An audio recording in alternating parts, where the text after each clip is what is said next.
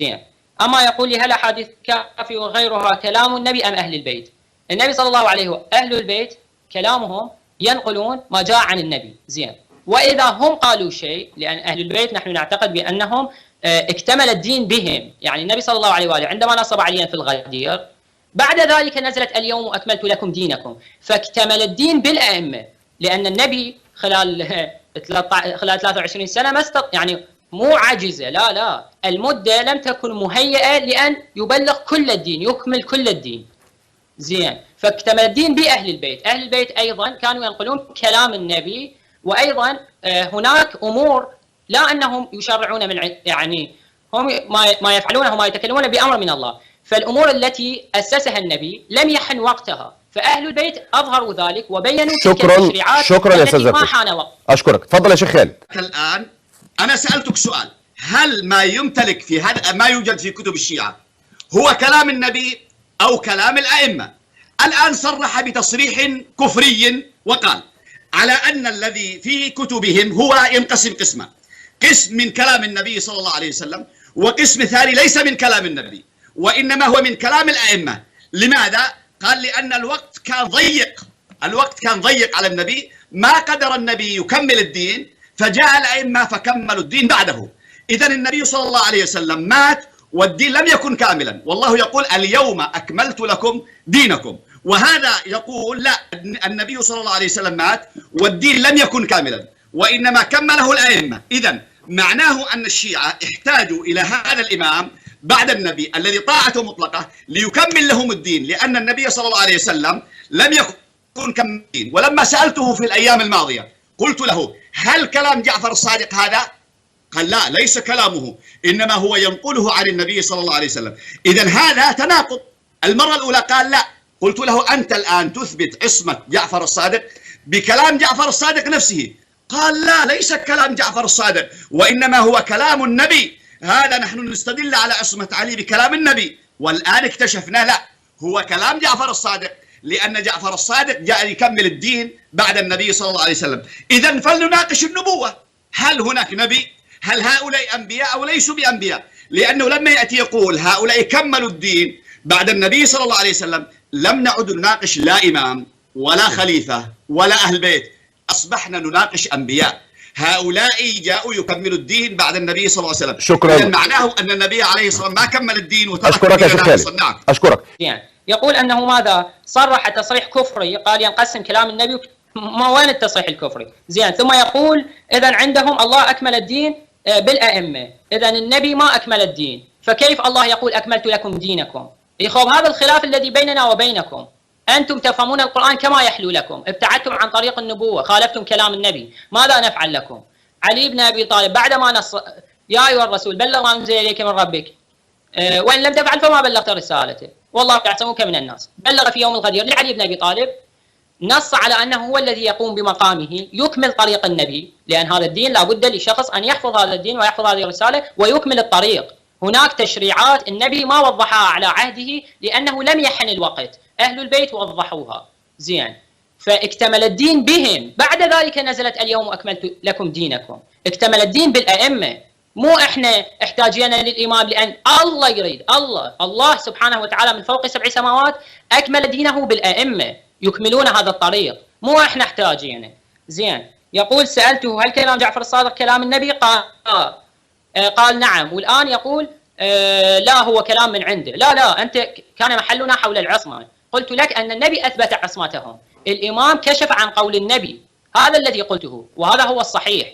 النبي في حديث الكساء هو الذي أثبت عصمتهم، النبي عندما نزلت الآية هو الذي أثبت عصمتهم، الإمام كشف قول النبي، فكلامه كان كلام النبي. زين. أما بقية كلام المعصوم كلامه كلام الله، يعني نحن عندنا أن المعصوم أحيانا يكشف لنا عن كلام النبي قول النبي وهو معصوم كلامه كلام الله عندما يتكلم بشيء. زين. وهناك تشريعات لم يحن وقتها المعصوم وضحها في أوقاتها المحدودة. هذه هي التقسيمات، لا يوجد أي تناقض ولا أي تضارب في قولي.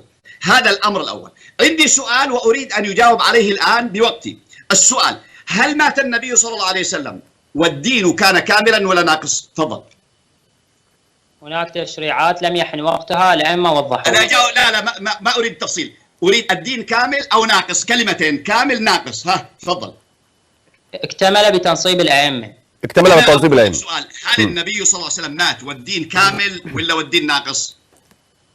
نعم، هو نصب الأئمة، إذا اكتمل الدين. سؤال بدون لف ودوران، هل النبي صلى الله عليه وسلم مات والدين كامل ولا والدين ناقص؟ نعم كامل، اكتمل بالأئمة. نعم كامل. إذا كان النبي عليه الصلاة والسلام مات والدين كاملا، لزم بطلان قولك الأول. هذا من التناقض الذي قلت أن الأئمة جاءوا ليكملوا الدين، لأن النبي صلى الله عليه وسلم مات والدين لم يكن كاملا، لأن النبي عليه الصلاة والسلام ضاق الوقت عليه. أيضا السؤال رقم 2، هل النبي صلى الله عليه وسلم بين الدين كاملا للناس أم لا؟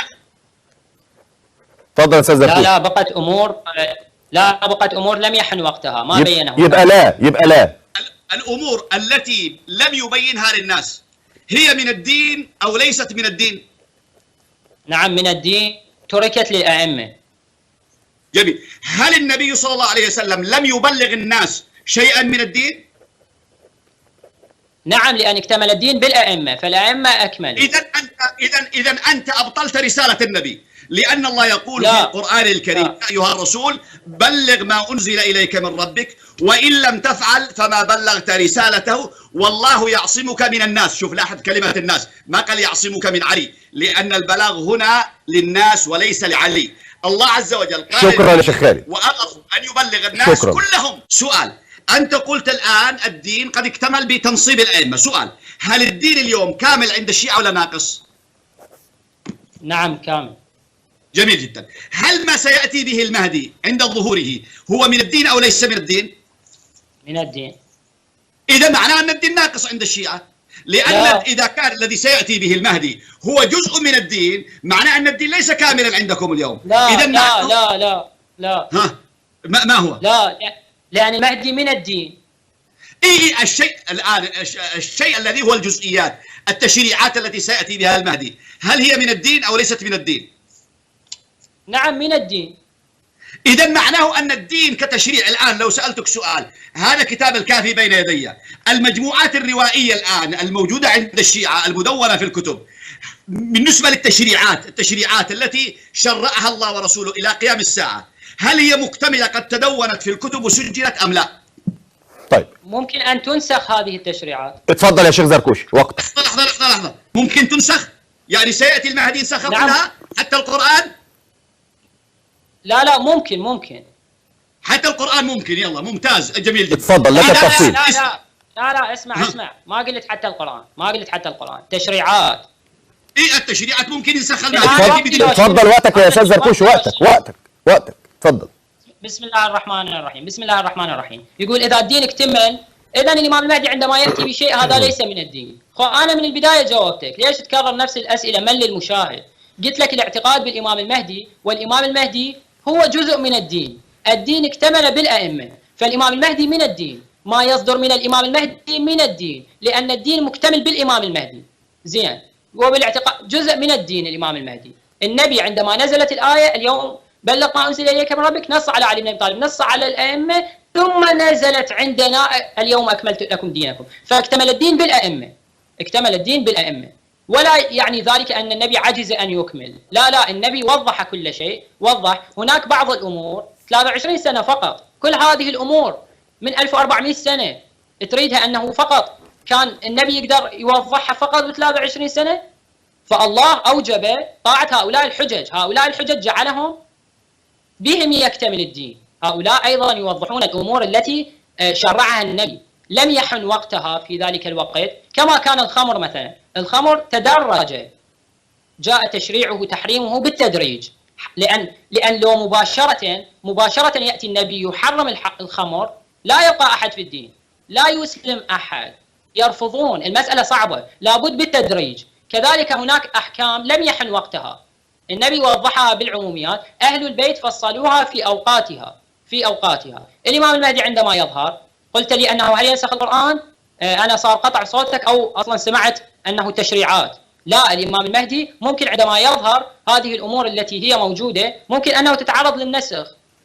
لأنه كما كان النبي ينسخ كذلك قول الإمام ينسخ تلك الأقوال السابقة، فالإمام المهدي أيضا ينسخ أقوال.